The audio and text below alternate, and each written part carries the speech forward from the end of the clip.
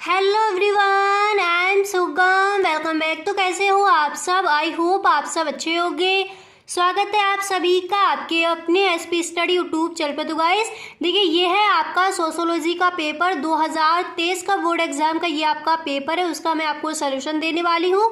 तो जो आपके अतिलघु उत्तरीय प्रश्न थे और जो आपके बहुविकल्पीय प्रश्न थे और कुछ आपके लघु उत्तरीय प्रश्न में मैंने जो आपका फर्स्ट पार्ट था उसमें मैंने आपको कवर करा दिए थे। ठीक है, जो आपका पेपर है सोशोलॉजी का 2023 के बोर्ड एग्जाम का, उस पेपर का आपको सॉल्यूशन इस वीडियो में मिलने वाला है। तो देखिए, बहुविकल्पीय प्रश्न, अतिलघु उत्तरीय प्रश्न, कुछ आपके लघु उत्तरीय प्रश्न मैं आपको कवर करा चुके। अगर आपने वो वाला वीडियो नहीं देखा, जो आपका फर्स्ट पार्ट है, वो आपने नहीं देखा है, तो डिस्क्रिप्शन बॉक्स में लिंक गिवन है, वहां से आप देख सकते हो। नहीं तो आप प्लेलिस्ट चेक कर सकते हो, वहां से आपको वीडियो मिल जाएगा।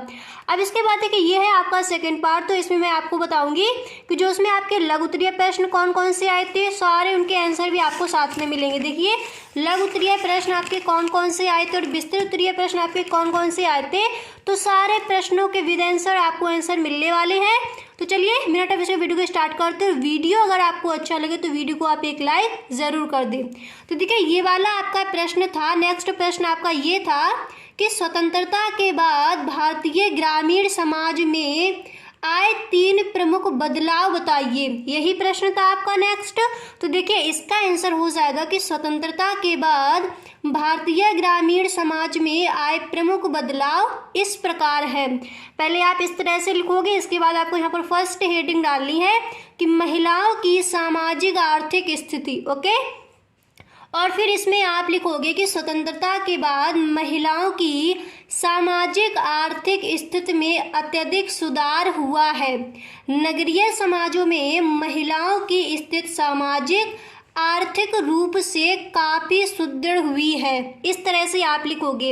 इसके बाद आपको यहाँ पर नेक्स्ट हेडिंग डालनी होगी व्यवसाय के प्रकार, और फिर इसमें आप लिखोगे कि ग्रामीण तथा शहरी समुदायों में व्यावसायिक भिन्नता भी स्पष्ट रूप से देखी जा सकती है। स्वतंत्रता के बाद भारतीय ग्रामीण कृषि या इससे जुड़े अन्य व्यवसायों द्वारा अपनी आजीविका कमाता है तथा नगरीय समाजों में व्यवसाय के अनेक रूप देखे जा सकते हैं। इस तरह से आपके मैंने ये आंसर लिखे कि अच्छे से आपको एकदम याद भी हो जाए।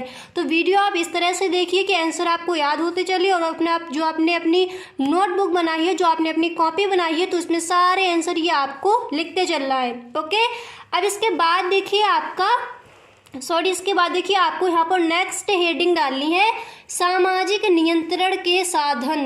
ओके, फिर इसमें आप लिखोगे सामाजिक नियंत्रण के साधनों को 2 रूपों में विभक्त किया गया है। पहला है औपचारिक नियंत्रण के साधन तथा दूसरा हो जाएगा अनौपचारिक नियंत्रण के साधन। ओके, अब देखिए, औपचारिक नियंत्रण के साधनों का प्रयोग जटिल समाजों में किया जाता है। जटिल समाजों यानी नगरीय समाजों में किया जाता है।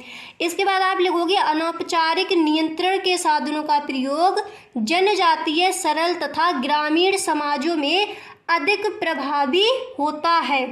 इस तरह से आपको इस प्रश्न का आंसर लिखना है। अब इसके बाद देखिए आपके आएंगे लघु उत्तरीय प्रश्न। तो देखिए, जो आपके अतिलघु उत्तरीय प्रश्न एक ही नहीं आया था, जितने आपके आए थे वो आपका जो फर्स्ट पार्ट है उसमें आप देख सकते हो। ओके, उसमें मैंने आपको जितने भी आपके लघु उत्तरीय प्रश्न है सारे आंसर मैंने आपको वहां पर बताए। ये आपका सेकंड पार्ट है। ओके, अब देखिए लघु उत्तरीय प्रश्न में जो आपका सबसे पहला प्रश्न है वो आपका दिया गया है। पेपर उठाकर देखिए, 2023 के बोर्ड एग्जाम का ये सोशोलॉजी का पेपर के ये मैं आपको आंसर बता रही हूँ। ठीक है, तो पहला प्रश्न आपका दिया है लघु उत्तरीय प्रश्न कि जातिवाद क्या है, जातिवाद को नियंत्रित करने के लिए सुझाव दीजिए। यही प्रश्न है आपका। तो देखिए, इस प्रश्न का आंसर आप इस तरह से लिखोगे कि जातिवाद, हेडिंग सबसे पहले डालोगे, फिर आप लिखोगे कि जातिवाद एक जाति के हित के सम्मुख अन्य जातियों के सामान्य हितों की अनादर और हनन करने की प्रवृत्ति है।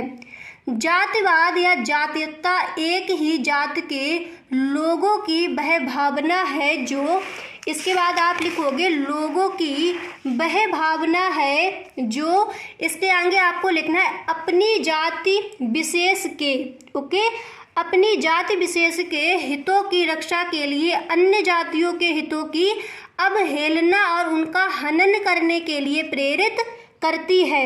इसके बाद आपको लिखना है एक ही जाति के लोग अपनी स्वार्थ पूर्ति के लिए अन्य जाति के लोगों को हानि पहुंचाने के लिए प्रेरित होते हैं।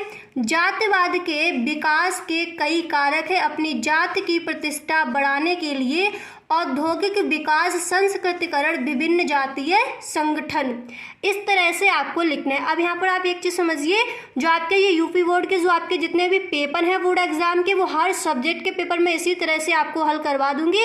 और जब आपके ये मॉडल पेपर आएंगे तो मॉडल पेपर में जो आपको पीछे 3 पेपर दिए होते हैं उनको भी मैं आपको इसी चैनल पर हल कराने वाली हूँ। ठीक है, फुल सॉल्यूशन आपको मिलेगा मॉडल पेपर का। तो देखिए, अगर आप चैनल पर पहली बार आए हो तो और इस बार के बोर्ड एग्जाम में आप टॉप करना चाहते हो, अपने अच्छे नंबर लाना चाहते हो, अच्छी परसेंटेज लाना चाहते हो इस बार, तो प्लीज़ इस चैनल को सब्सक्राइब कर लीजिए, बेल आइकन को भी प्रेस कर देना ताकि वीडियो की जो भी नोटिफिकेशन हो सबसे पहले आपके पास पहुंचे। मैं हर सब्जेक्ट के इसी तरह से आपको हर पेपर का सॉल्यूशन देने वाली हूँ। ओके, अब यहाँ पर देखिए, आपको हेडिंग डाली है जातिवाद को नियंत्रित करने के सुझाव, और इसमें आप लिखोगे कि भारत में जातिवाद को जन्म देने वाली कुप्रथा जाति प्रथा है। ओके, इतना लिखने के बाद फिर आपको यहाँ पर लिखना है जिसे एकदम तो समाप्त नहीं किया जा सकता परंतु इस दिशा में सुझाव दिए जाने चाहिए। इसके बाद देखिए, फिर आप फर्स्ट पॉइंट डालोगे, फिर आप लिखोगे अंतरजातीय विवाहों को प्रोत्साहन दिया जाना चाहिए, इससे जातीय बंधन ढीले पड़ेंगे। इसके बाद आप लिखोगे कि जाति सूचक उपनामों पर प्रतिबंध लगा दिया जाना चाहिए। इसके बाद आपको नेक्स्ट लिखना है कि जातिगत आधार पर होने वाले चुनावों पर प्रतिबंध लगा दिया जाना चाहिए। इसके बाद आपको नेक्स्ट लिखना है 4 नंबर पर आप लिखोगे कि जाति प्रथा के विरुद्ध प्रचार प्रसार किया जाना चाहिए। ठीक है, विरुद्ध यहाँ पर दिया गया, विरुद्ध किया जाना चाहिए, प्रचार प्रसार। ओके, अब इसके बाद देखिए, इतना आपका हो गया, आंसर कंप्लीट हो गया। अब इसके बाद देखिए, जो आपका नेक्स्ट प्रश्न है वो आप देखना, यही प्रश्न आपका दिया गया है कि लोकतंत्र को परिभाषित कीजिए, लोकतंत्र में राजनीतिक दलों की क्या भूमिका है। यही प्रश्न है नेक्स्ट आपका लघु उत्तरीय प्रश्न में। तो इस प्रश्न का आंसर आपको इस तरह से देना था कि लोकतंत्र का अर्थ एवं परिभाषा। फर्स्ट नंबर पर आप इस तरह से हेडिंग डालोगे। अगर इस बार भी आपका यही प्रश्न आता तो इसके बाद आप लिखोगे कि लोकतंत्रात्मक शासन प्रणाली शासन का वह स्वरूप है जिसमें शासन की संपूर्ण शक्ति जनता में निहित होती है। इतना समझ आ गया। अब इसके बाद आपको यहाँ पर फर्स्ट हेडिंग डाली है गिडिंग्स के अनुसार, ये आपके समाजशास्त्री हैं, आपको बताना है कि लोकतंत्र की परिभाषा इन्होंने किस तरह से दी है। तो इसी तरह से कॉमा इन्वर्टेड कॉमा यहाँ पर आप बिगिन करोगे। फिर आप लिखोगे लोकतंत्र केवल सरकार का ही स्वरूप नहीं है वरन यह राज्य तथा समाज का भी रूप है। यह राज्य तथा समाज का भी रूप है। इसके बाद आपको लिखना है यहाँ पर या इन तीनों का संयुक्त स्वरूप है। इसके बाद आप लिखोगे राइस के अनुसार। ठीक है, कि इन्होंने आपका जो प्रश्न दिया गया है कि लोकतंत्र को परिभाषित कर, इन्होंने लोकतंत्र की परिभाषा को किस तरह से समझाया है। तो देखिए, इन्होंने कहा है कि हेरोडोटस के समय से ही लोकतंत्र शब्द का प्रयोग शासन के उस प्रकार का बोध यानी ज्ञान कराने के लिए किया जाता है जिससे शासन की सत्ता वर्ग विशेष अथवा वर्गों में नहीं अपितु संपूर्ण समाज के सदस्यों में निहित होती है। तो इन्होंने देखिए इसकी परिभाषा को इस तरह से बताया है। अब इसके बाद आपको यहाँ पर नेक्स्ट हेडिंग डालनी है कि लोकतंत्र में राजनीतिक दलों की भूमिका, ये भी आपसे प्रश्न में आस्क किया गया है। तो ये लिखने से पहले आप यहाँ पर फर्स्ट हेडिंग डालोगे कि जनमत का निर्माण, फिर इसमें आप लिखोगे कि लोकतंत्रात्मक शासन प्रणाली में जनता द्वारा अपने प्रतिनिधियों का निर्वाचन किया जाता है। राजनीतिक दल इन प्रतिनिधियों के व्यक्तिगत गुणों का प्रचार व प्रसार करके अपक्ष पक्ष में प्रभावी एवं स्वस्थ जनमत का निर्माण करते हैं। इसके बाद आप यहाँ पर नेक्स्ट हेडिंग डालोगे सरकार का गठन, और फिर इसमें आप लिखोगे कि निर्वाचन में जो दल बहुमत प्राप्त करता है वह सत्तारूढ़ दल कहलाता है और अन्य दल विरोधी दल कहलाते हैं। ये विरोधी दल सरकार की अनुचित नीतियों की आलोचना करके सरकार को लोकहित का कार्य करने के लिए विवश करते हैं। ओके, अब इसके बाद देखिए यहाँ पर आपको नेक्स्ट हेडिंग डाली है शासन के विभिन्न अंगों में समन्वय, और इसमें आप लिखोगे कि सरकार के, ठीक है, सरकार के 3 अंग होते हैं जिनको व्यवस्थापिका, कार्यपालिका और न्यायपालिका कहा जाता है। इन तीनों अंगों में पारस्परिक मतभेद होने से सरकार का कार्य अवरुद्ध हो जाता है तथा प्रशासनिक कार्य में गतिरोध की स्थिति उत्पन्न हो जाती है। तो इस तरह से आप इस प्रश्न का आंसर लिखोगे। अब इसके बाद आपका नेक्स्ट प्रश्न दिया गया था लघुत्तरीय प्रश्न में कि भारत में हुए भूमि सुधार के महत्व पर चर्चा कीजिए। यही प्रश्न आपका दिया गया था।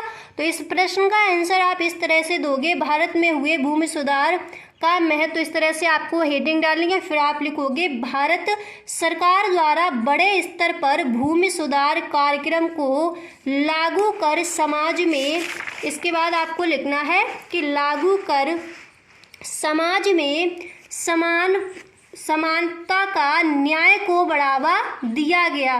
ठीक है, समानता व न्याय को बढ़ावा दिया गया। इसके अंतर्गत किए गए प्रयासों से काफ़ी मात्रा में भूमि का समान वितरण संभव हो सका। ठीक है, किए गए प्रयासों से काफ़ी मात्रा में भूमि का समान वितरण संभव हो सका, परंतु फिर भी उच्च वर्ग के हाथों में भूमि का केंद्रीकरण पूरी तरह से समाप्त नहीं हुआ।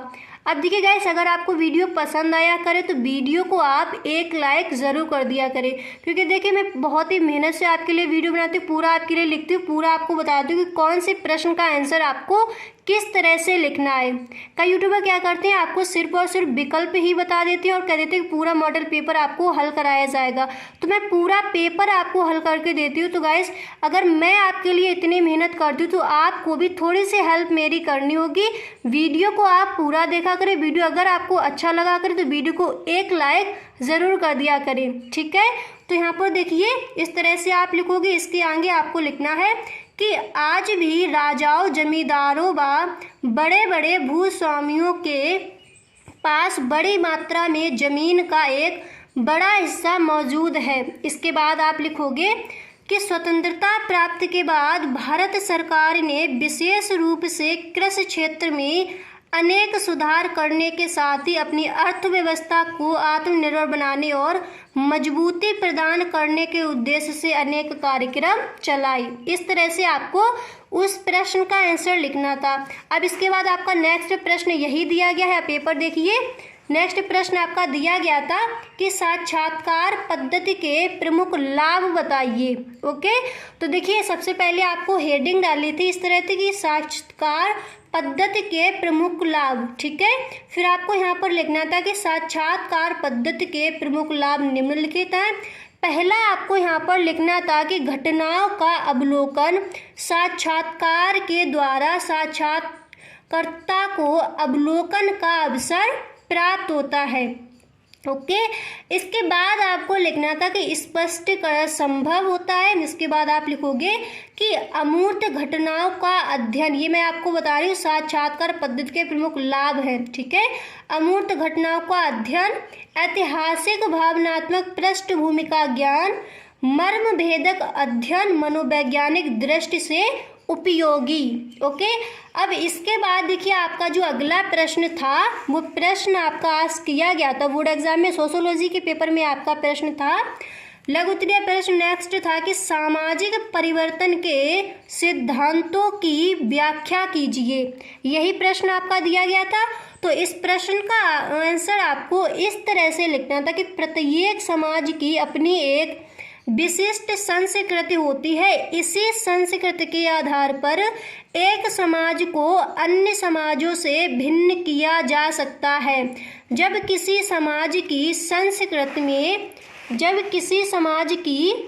संस्कृति में परिवर्तन होता है तो इसे फिर आप लिखोगे तो इसे हम सांस्कृतिक परिवर्तन कहते हैं।